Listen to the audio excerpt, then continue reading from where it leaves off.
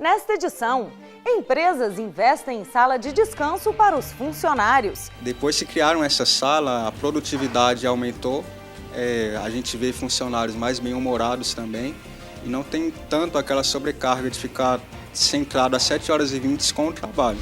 Seguir a carreira que gosta ou trilhar um caminho de retorno financeiro, o que fazer? A gente não vive num mundo sem dinheiro, mas o quanto vale o teu tempo de vida para investir em dinheiro? Qual que pesa mais? Ter dinheiro para o quê? Ou ter tempo de vida significativo, uma vida feliz? Empresas arcam com os custos dos estudos dos trabalhadores. É essencial que nossos profissionais estejam alinhados e atualizados com as novas práticas de mercado e também com eventuais novas normas, para que estejamos prontos para prestar serviço para os nossos clientes. E no reality show do trabalhador, você acompanha a rotina de um professor. Que formação é necessária para ser um professor? Na verdade, depende, né? Se for professor de cursinho, tá certo? Você tem que, na verdade, conhecer o conteúdo, dominar o conteúdo e ter a didática que agrade a turma. Não saia daí, o programa de hoje está cheio de novidades. Está no ar o Trabalho Legal, programa do Ministério Público do Trabalho em parceria com a Associação Nacional dos Procuradores do Trabalho. Muitos psicólogos acreditam que criar um ambiente de descanso onde os funcionários possam relaxar das pressões do dia a dia ajuda a melhorar os resultados, além de evitar doenças psicológicas como o estresse. Veja mais na reportagem. Tirar um cochilo e descansar depois do almoço é a vontade de muitos trabalhadores. Depois do almoço dá uma vontade enorme de dormir, né? Depois do almoço dá sim vontade de tirar um cochilo, dormir, aquela siestazinha boa. E esse privilégio já é a realidade de alguns. Aqui nesta empresa em Brasília existe uma sala de descanso. É assim, depois do almoço e nos intervalos, os funcionários podem fazer uma boa pausa, lendo, assistindo televisão e até tirando um cochilo. Depois que criaram essa sala, a produtividade aumentou, a gente vê funcionários mais bem-humorados também e não tem tanto aquela sobrecarga de ficar centrado às 7h20 com o trabalho. Hoje a gente tem uma hora de descanso e um ambiente bem montado e planejado também para o funcionário poder desestressar. As salas de descanso nos ajudam a mais descansar, voltar menos estressada, você volta bem motivado, bem focado no seu trabalho. Então, assim, é um ambiente assim que nos faz muito bem. Em 2011, a empresa decidiu investir num ambiente diferenciado. O investimento deu tão certo que aumentou a produtividade dos empregados. Depois que nós implantamos a sala de descanso, investimos na qualidade de vida do nosso colaborador, a produtividade aumentou muito, né? A gente percebeu que tínhamos um número muito alto de rotatividade, esse número reduziu porque as pessoas passaram a se sentir mais à vontade. A maior parte do dia deles, eles passam aqui conosco. Então, nada mais justo de oferecer a eles um ambiente onde eles possam se sentir melhor, até mesmo como se fosse em casa, né? Se estivesse se sentindo em casa. Um estudo realizado por pesquisadores da Universidade de Bristol, no Reino Unido, e do Instituto Karolinska, na Suécia, revela que situações de estresse podem aumentar em 70% as chances de o funcionário ser afastado do trabalho. Esta psicóloga afirma que criar um ambiente de sala de descanso onde os colaboradores podem relaxar e fugir das pressões do dia a dia ajuda a melhorar os resultados, além de evitar doenças psicológicas como o estresse. A sala de descanso, combinada com outros fatores, como fornecer equipamentos adequados, ela pode sim evitar estresse, evitar outros tipos de doenças como o LEA e a DORT. Né, e pode ajudar aí a promover saúde mental, mas é importante ressaltar que ela é combinada com um conjunto de fatores, né, como promover relacionamentos profissionais que sejam saudáveis, fornecer todos os equipamentos, né.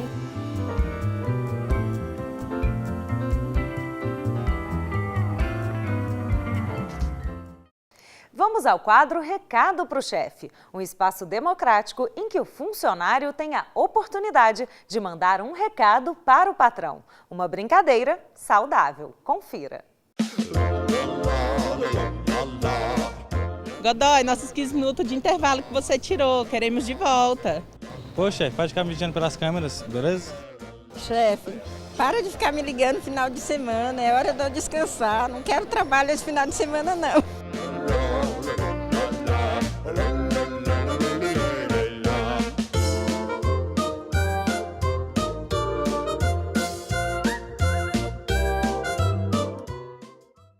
Tem um ditado que diz: o melhor investimento é o conhecimento. Por isso, empresas capacitando funcionários é algo que tem se tornado frequente no mercado de trabalho. Na maioria das vezes, valorizar um colaborador que corresponde às necessidades pode ser vantajoso para a própria empresa. Maicon é formado em Ciências Contábeis, mas não quis parar na graduação. O motivo? Eu acho que é muito importante você continuar nesse processo de conhecer mais outras áreas e continuar se capacitando mesmo profissionalmente e para o seu lado pessoal mesmo. Para ajudá-lo a crescer profissionalmente, a empresa em que ele trabalha deu um empurrãozinho: arcar com os custos dos estudos. E ela dando incentivo, com certeza, se ela não tivesse dando esse incentivo para mim continuar estudando, talvez eu teria parado na primeira graduação, teria passado direto para uma pós-graduação, quem sabe, com maior dificuldade. A falta de experiência, aliada à ausência de formação acadêmica, tem contribuído para a escassez de profissionais capacitados, o que acaba impulsionando as empresas a investirem cada vez mais no chamado capital humano. É essencial que nossos profissionais estejam alinhados e atualizados com as novas práticas de mercado e também com eventuais novas normas, para que estejamos prontos para prestar serviço para os nossos clientes e agregar valores a eles. O Brasil encerrou o ano passado com a menor taxa de desemprego desde 2002. Na média do ano, a desocupação ficou em 5,4% nas principais regiões metropolitanas do país, número que poderia ser menor se as empresas estivessem melhor preparadas para o mercado de trabalho. A qualificação em qualquer ramo de atividade e em qualquer lugar do Brasil, ela vai ser muito importante para que o trabalhador possa melhorar a sua posição. A qualificação faz falta, e para muita gente. Aqui no Distrito Federal, por exemplo, a Agência do Trabalhador ofertou durante o ano passado mais de 63 mil vagas, mas 47 mil não foram preenchidas. Essas vagas, elas sobram, tem uma série de fatores. Entre os principais, é lógico que está relacionado à falta de trabalhador qualificado para preencher essas vagas. Então, hoje, eu tenho aí diversos setores que, se encontrassem trabalhadores, eles estariam gerando mais emprego. Um funcionário com qualificação profissional protege a empresa da perda de qualidade e da baixa produtividade. No momento em que nossos clientes nos procuram, nós temos as respostas prontas. E por quê? Devido ao treinamento que damos aos nossos profissionais.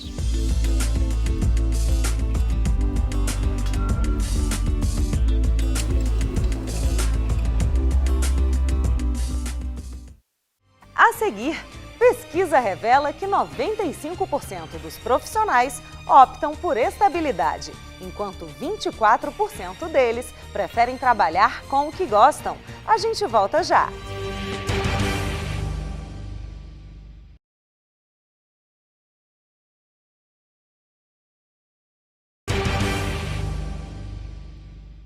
Muitas pessoas têm dúvidas sobre o caminho que devem trilhar na hora de escolher a carreira. Enquanto uns decidem ir atrás do que gostam, outros preferem o retorno financeiro. Para alguns especialistas em profissão, esse é um assunto delicado. Quem conta é a repórter Luana Carvalho. Seguir a carreira que gosta ou trilhar um caminho de retorno financeiro? Algo que eu goste e conciliado a ganhar dinheiro, é claro, né? Que a gente precisa de dinheiro para sobreviver, mas algo que eu gosto está em primeiro lugar. Prefiro fazer o que eu gosto, porque satisfaz, né, o ego de cada ser humano. Fazer só por dinheiro não vale a pena. O dinheiro, ele vem em segundo plano. Eu acho que a satisfação pessoal, ela está acima das satisfações financeiras. A gente sempre tenta conciliar, se possível. Tentar trabalhar no que a gente gosta é algo que nos dê também algum retorno financeiro. De acordo com o levantamento feito pelo Ateliê de Pesquisa Organizacional, 95% dos profissionais procuram empresas que ofereçam estabilidade financeira e apenas 24% são realmente felizes no que fazem. Kaique está estudando para passar em concurso público há 1 ano. Ele decidiu isso por causa do retorno financeiro. A capitalização te empurra a um trabalho que você ganha uma remuneração boa. Então, de certa forma, a estabilidade, o trabalho, a família, tudo empurra um pouco a esse caminho, é praticamente inevitável.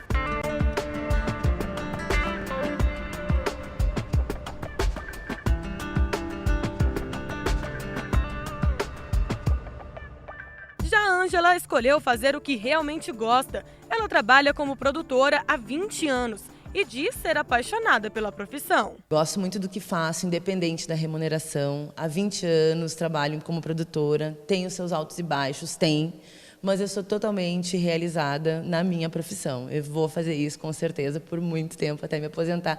E depois de aposentar também, porque produtor não para nunca. Esta especialista em profissões afirma que o assunto é bastante delicado, já que as necessidades variam de pessoa para pessoa. É preciso ter equilíbrio entre o amor pelo que faz e a remuneração. Se ele busca a felicidade, ele tem que pesar. A gente não vive num mundo sem dinheiro, mas o quanto vale o teu tempo de vida para investir em dinheiro? Qual que pesa mais? Ter dinheiro para o quê? Ou ter tempo de vida significativo, uma vida feliz? Porque se a gente não sabe exatamente quanto tempo de vida nós temos, e se cada momento de vida pode trazer um significado para a sua vida, você gostaria de gastar tudo por dinheiro e depois ter um monte de dinheiro, vai fazer o que com isso? Ela afirma ainda que a melhor saída é planejar. Você precisa descobrir, fazer um processo realmente, uma jornada de descobertas. O que realmente te faz feliz? Como é que você gostaria de gastar o dia a dia do teu tempo? Se você olhar e disser, olha, eu só tenho 8 horas de vida, com o que eu gostaria de gastar? E se eu disser, por exemplo, no dia a dia, eu gasto uma parte significativa do tempo no trabalho. Esse tempo de trabalho eu quero converter meramente em dinheiro, e o dinheiro vai me valer a pena, ou posso tentar unir ao máximo possível os dois?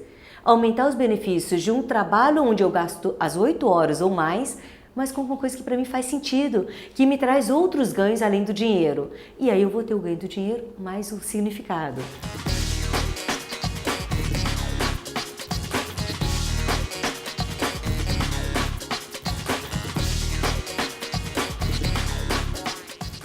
Vamos agora ao nosso quadro Fala Patrão. Aqui, o chefe tem a oportunidade de mandar um recadinho para o funcionário. Roda a vinheta.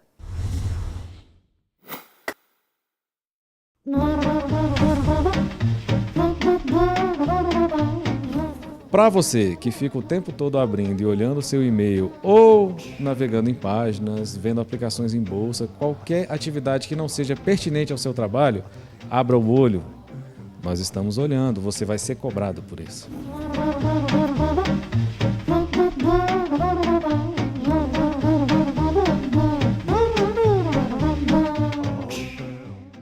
Gritos, piadas de mau gosto, ironias, humilhações, abusos de poder e mensagens deselegantes são traços do profissional grosseiro.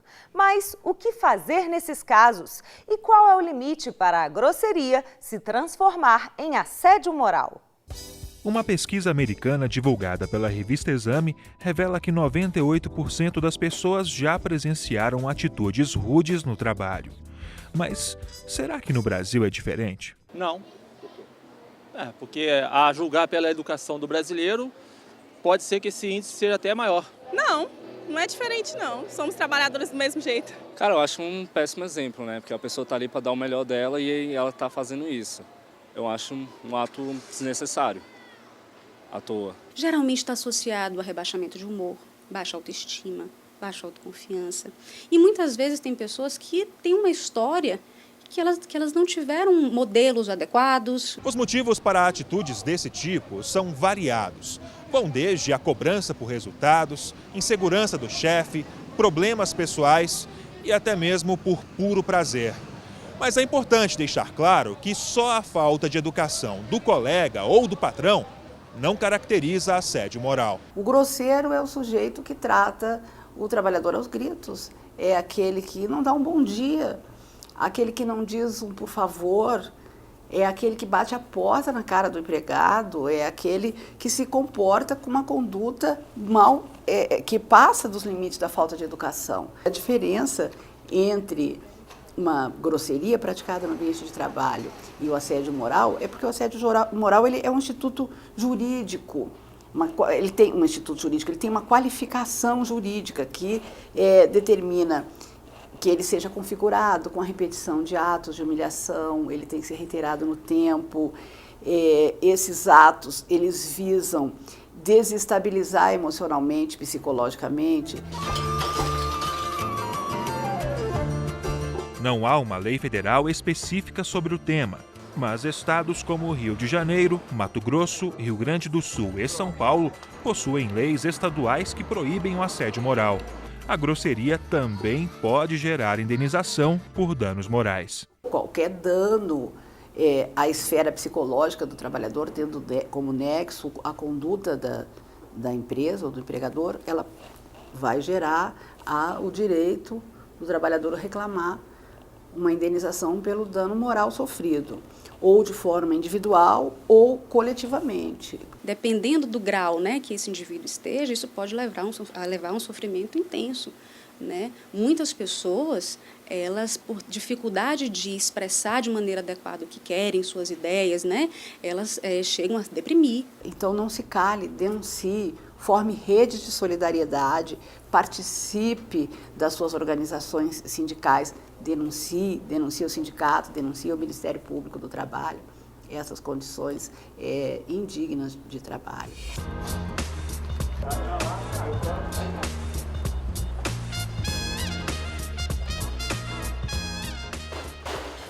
No próximo bloco tem o nosso reality show do trabalhador, em que você acompanha a rotina de um professor. Vale a pena conferir. O intervalo é rapidinho. A gente volta já.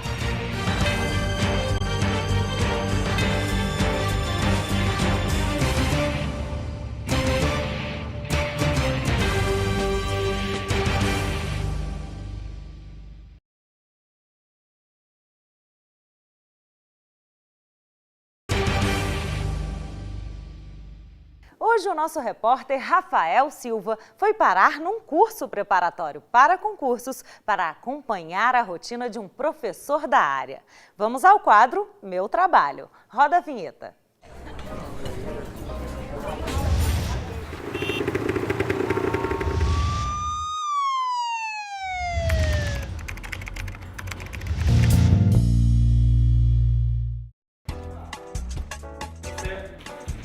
Como é que a mulherada fofocava antigamente?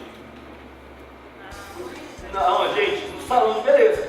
É aqui, na sala de aula, que o convidado de hoje do quadro Meu Trabalho passa a maior parte do tempo. Você vai acompanhar a rotina de um professor. Fica como crime, tá? Várias formas de violência contra a mulher, não é só violência física. É violência física, é o que, gente? A moral, a psicológica, a patrimonial e a sexual. Bom, e ao meu lado já está o professor Urani. Bem-vindo, professor. Bem-vindo vocês, é um prazer recebê-los aqui na nossa sala de aula. E no bloco ela mandou que avaliar o sujeito.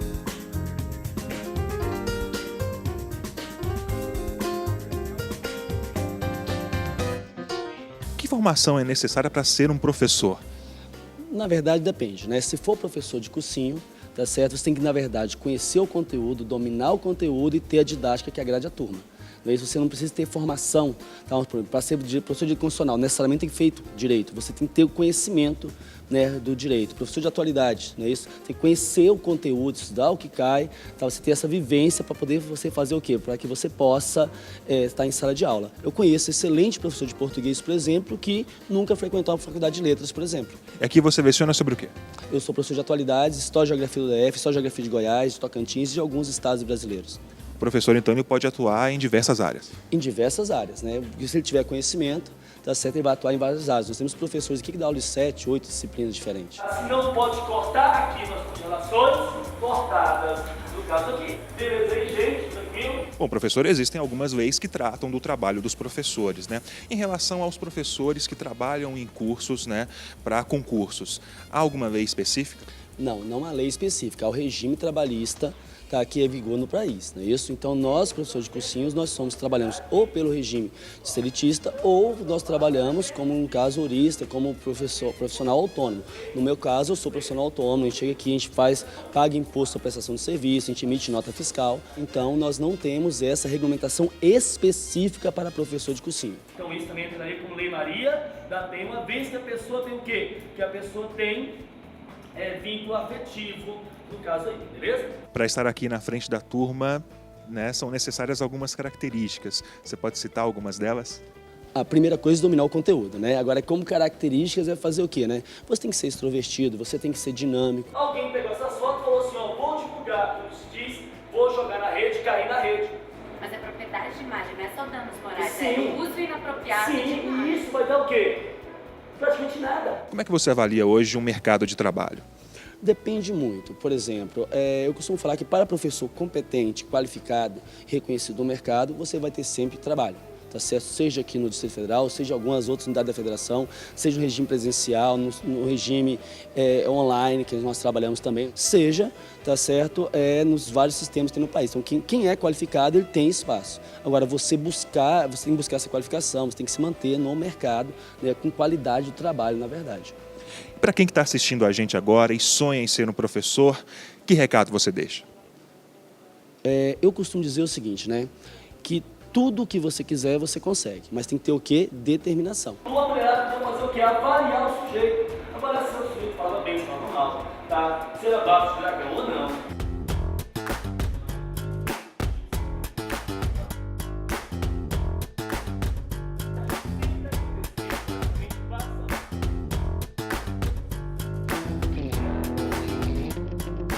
Agora, professor, obrigado por ter aceito aqui o nosso convite, viu? E boa aula. Obrigado, tá um prazer. Sempre que quiser, nós estamos aqui à disposição. Marcela, é com você. Obrigada, Rafael, e parabéns, Jefferson, pelo trabalho. O Trabalho Legal fica por aqui. Faça parte você também do nosso programa e envie sugestões de reportagens para o e-mail trabalholegal.pautas@gmail.com. E para saber um pouco mais sobre o Ministério Público do Trabalho, acesse www.mpt.gov.br. O Trabalho Legal de hoje fica por aqui. Muito obrigada pela sua companhia. A gente volta a se encontrar na próxima semana. Tchau!